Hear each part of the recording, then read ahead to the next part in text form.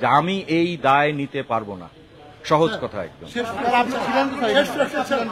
আচ্ছা, আপনারা অনেকে বলছেন যে অনিয়মগুলো বলার জন্য। হ্যাঁ, অনিয়মগুলো হয় কি, যেহেতু এগুলা উত্থাপিত হয়েছে কিন্তু এগুলার ব্যাপারে কোনো সিদ্ধান্ত হয়নি, তাহলে এটা এক ধরনের কিন্তু থাকে যে এক ধরনের নিয়ম কিন্তু আইন কিন্তু আছে যে প্রকাশ্যে সেগুলা না বলা। অনেক ধরনের ইস্যু কিন্তু এখানে আছে, তো সেগুলো যখন উপযুক্ত সময় হবে আমি অবশ্যই আপনাদেরকে জানাবো। জি, এটা আপনি একটা প্রশ্ন করেছেন, আসলে এই প্রশ্নটা করে আপনি বোধহয় আমাকে একটু বিপদেই ফেলিয়ে দিলেন। সেটা হচ্ছে যে আমি বলেছি যে আমি গতকাল থেকে, আবারও বলি, আমি কিন্তু শুরুতে একটা কথা বলেছি, আজকেও যেটা হয়েছে যে আমি কমিশনকে অনুরোধ করে আজকে একটা সভায় বসার জন্য, মত বিনিময়ের জন্য, আমাদের সিদ্ধান্ত নেওয়ার জন্য বলেছিলাম। সভাটা কিন্তু শেষ হয়নি। আমি যখন আসরের নামাজ পড়তে গেছি তখন উনারা ভোট গণনা শুরু করে দিয়েছেন। এর আগেও যে ভোট গণনা শুরু হয়েছে সেই সিদ্ধান্তের সময় আমার মতামত নেওয়া হয়নি, যদিও আমি স্পষ্ট করে বলেছিলাম, বলে হয়তো আমি 10 মিনিটের জন্য ওয়াশরুমে গেছি অথবা কোনো একটা ব্যক্তিগত কাজে গেছি, যে আমি বলেছি যে আমার এই মতামত, কিন্তু সেই মতামতটা দেওয়ার পরেও দেখা গেল বা যেটা হয়েছে, সেজন্য আপনি যে প্রশ্ন করেছেন যে এখানে কি অবস্থায়, আমি যেহেতু অংশ ছিলাম না সেই কারণে আমি কি করতে এটা বলতে পারছি না, উত্তর দিতে পারছি না। একজনের মতামতের ভিত্তিতে কি সিদ্ধান্ত? ওই যে আমি বললাম যে আমি বলেছি যে যে সকল অভিযোগগুলো আসছে, যে মতামত তারা রাখে না, এমন কি মতামত ছিল যেটা তারা রাখে না?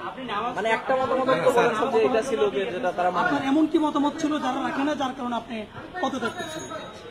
একটা বলেন স্যার। আমি তো বলেছি, আমি বলেছি একাধিক, ঠিক আছে, অস্পষ্টতা না। এটা ইস্যুটা হচ্ছে যে এমন কিছু বিষয় আছে যে আমি ইচ্ছা করলেও প্রেসের সামনে, বলা যায় কিনা আপনারা সেগুলো জানেন, অনেকগুলো জানেন, ঠিক আছে, আপনারা অনেকগুলো জানেন। আমি শুধু একটা কথা বলি, খুব বড় না করে, যদি আমি নিজে এমন একটা জায়গায় মিথ্যা তথ্য দিয়ে নির্বাচনকে প্রভাবিত করার চেষ্টা করি, যেই জায়গাটা বাংলাদেশের সর্বোচ্চ, তবে আমি কি মনে করব যে গতকালকে ভোট গ্রহণ শেষ হওয়ার 10 মিনিট আগে 3 জন শিক্ষার্থী এসেছেন। 3 জন শিক্ষার্থী এসে কি বলেছেন যে তারা এক হলে সবকিছু করছেন, তারা সেই হলে থাকছেন।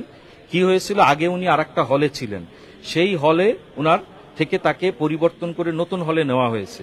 তাইলে ভোট গ্রহণের 10 মিনিট আগে উনি যখন ভোট দিতে গেছেন, হয়তো আরেকটু আগে, কিন্তু আমি বলছি যে কমিশনে যখন এসছেন উনি এসে বলছেন যে উনি ভোট দিতে পারছেন না। কিসের কারণে? যেগুলো আপনারা ইতিমধ্যে বলেছেন, ভোটার তালিকায় ত্রুটি, বিভিন্ন যে সিদ্ধান্ত নেওয়া হয়েছে, পোলিং এজেন্ট নিয়োগ, ডোপ টেস্ট, অনেকগুলা সিদ্ধান্ত নিয়ে আমার মনে হয় বলা হয়েছে, ইতিমধ্যে প্রেসেও এসেছে।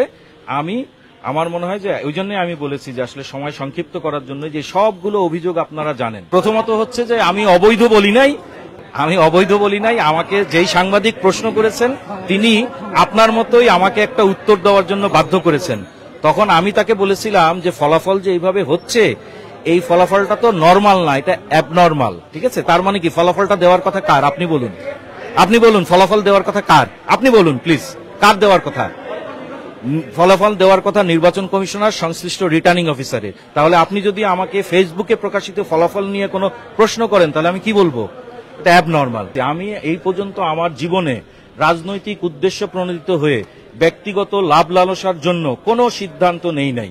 আমি ন্যায়, নীতি, যৌক্তিকতার উপর দাঁড়িয়ে কথা বলি। আমরা কোনো মেশিন, যেমন অনেক অপতথ্য ছিল, আমরা নাকি, যেমন দেখেন এই যে বলছেন না যে কি কি অনিয়ম হয়েছে, হ্যাঁ দেখেন, আসলে আপনারা তো সবাই ট্রেইনড, হ্যাঁ, আমি কিন্তু এই যে ইনফোডেমিক্স এর উপর অনেক কাজ করেছি, ঠিক আছে, সেখান থেকে জানি যে আসলে অপতথ্য কোনটা, মানে মিস ইনফরমেশন কোনটা, ডিস ইনফরমেশন কোনটা, তাই না? ওই যে উনি একটা প্রশ্ন করেছেন, শুধু এটা না, আগের থেকেই কিন্তু হচ্ছে, আমরা এই কিনেছি সেই কিনেছি, ঠিক আছে।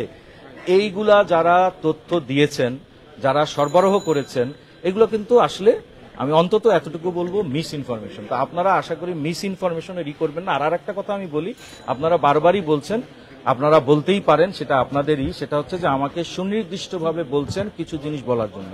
আমি সুস্পষ্টভাবে বলেছি কি, যে আমি যেই সুনির্দিষ্ট বিষয়গুলো বলবো এটার একটা রাইট আপ তৈরি করার প্রয়োজন রয়েছে, এটার একটা আইনি দিক থাকবে, ঠিক আছে।